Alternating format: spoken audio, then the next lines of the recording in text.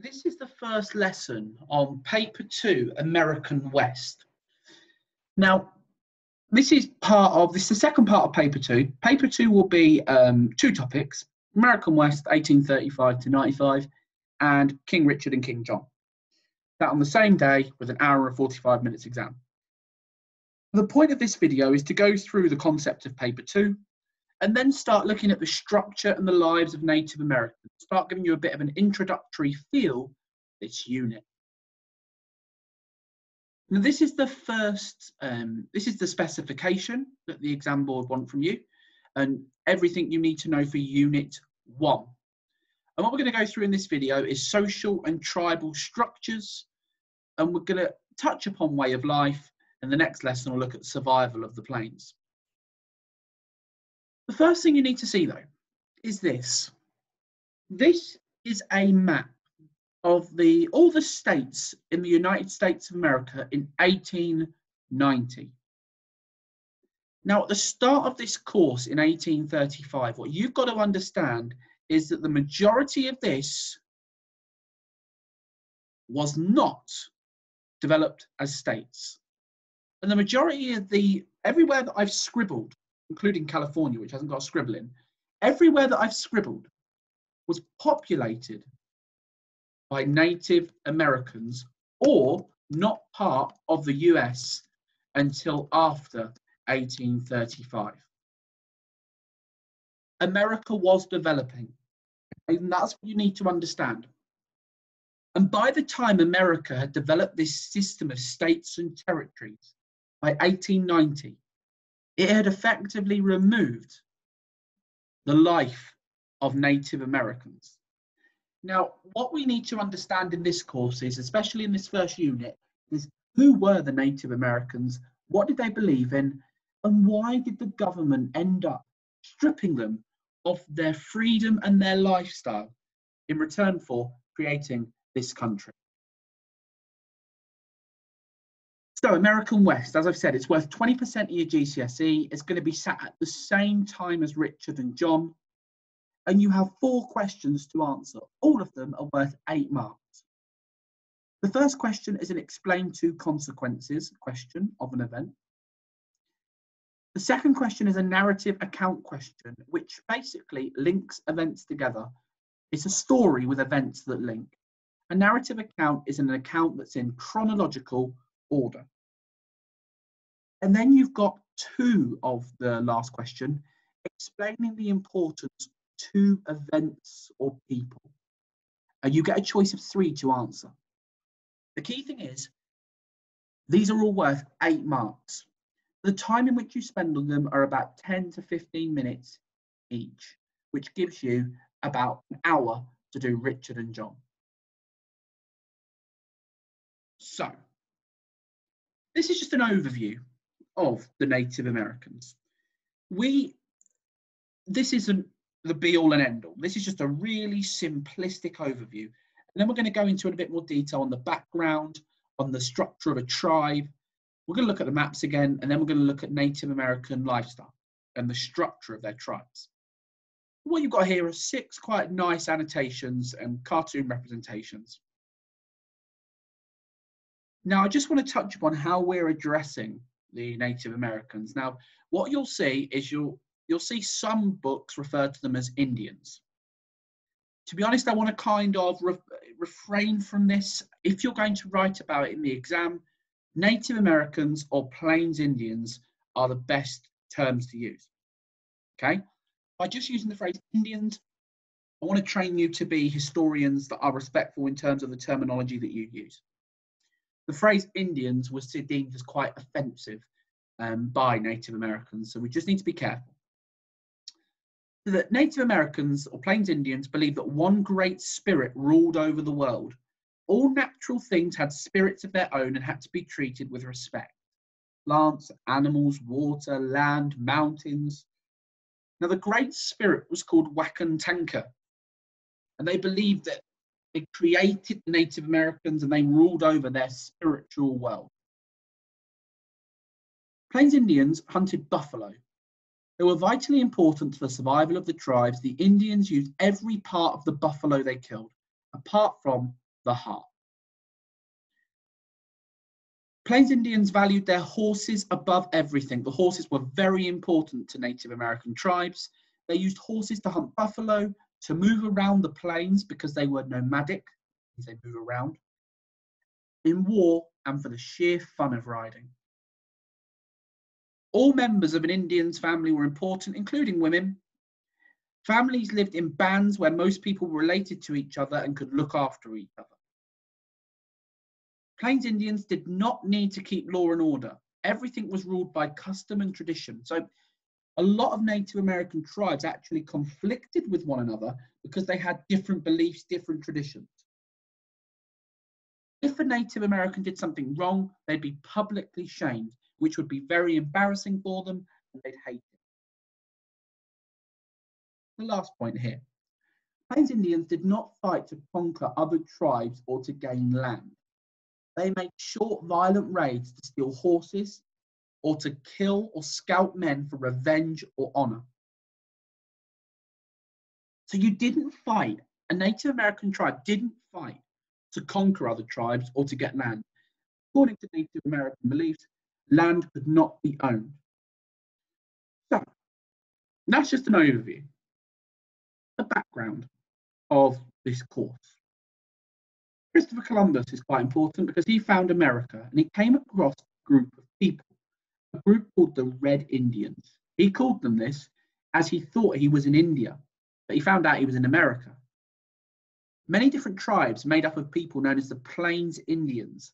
There's loads of different tribes. If we look at this map here, you've got the different tribes. You've got the Pawnees, you've got the Sioux, you've got the Cheyenne, you've got the Arapaho, you've got the Kiowas, you've got the Comanches, Apaches, the Utes, the Bannocks, Blackfoot, Crows.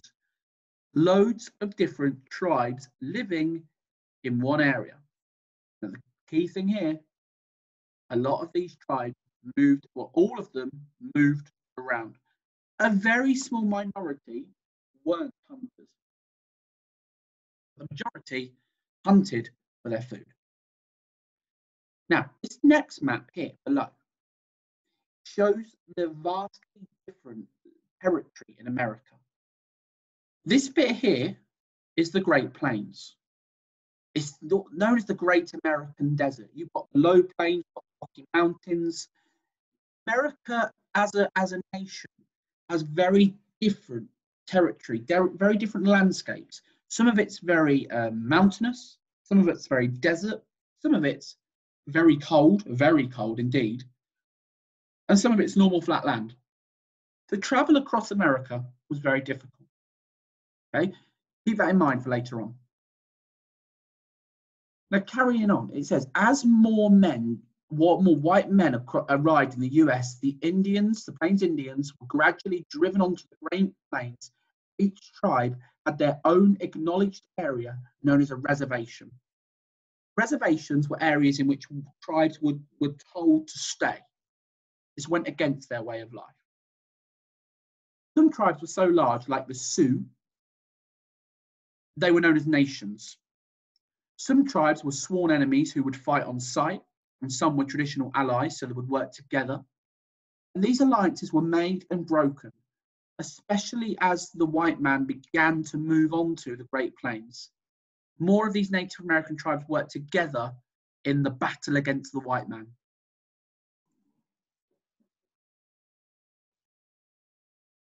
Now, this here is a diagram of the structure of the Sioux Nation. Straight away, I'm sure some people are looking at this going, wow, it's huge, which it is.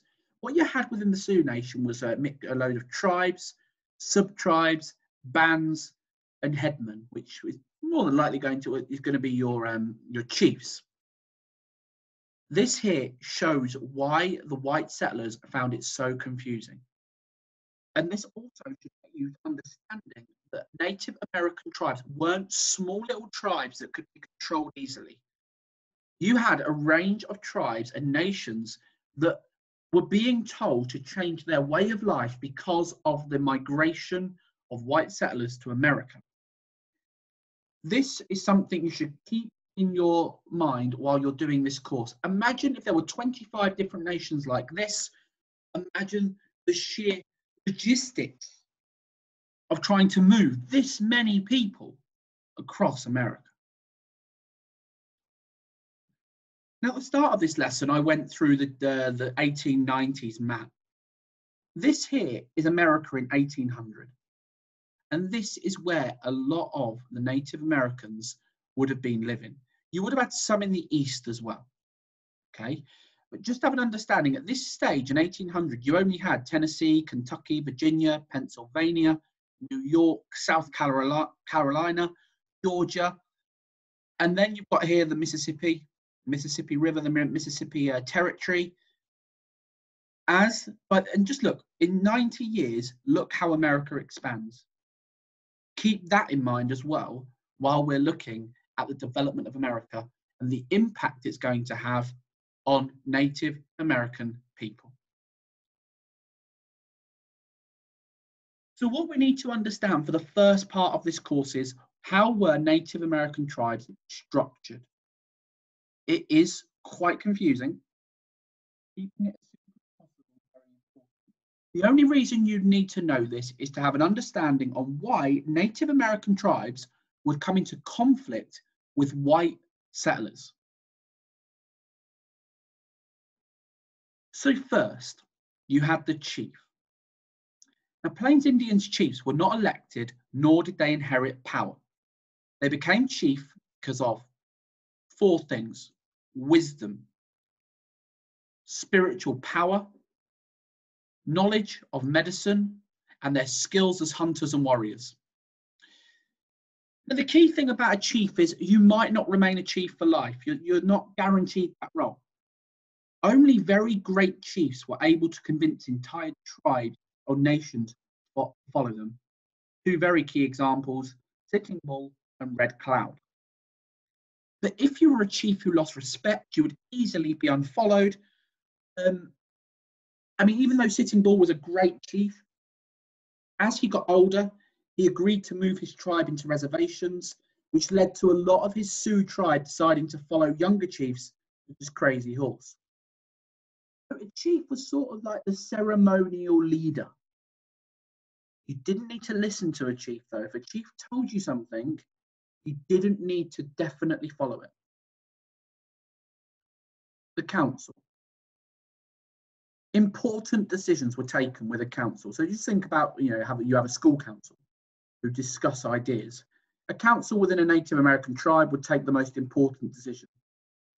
The men of the band would discuss things about what to do, and the advice of elders and chiefs would be listened to with respect. But these men would not tell others what to do.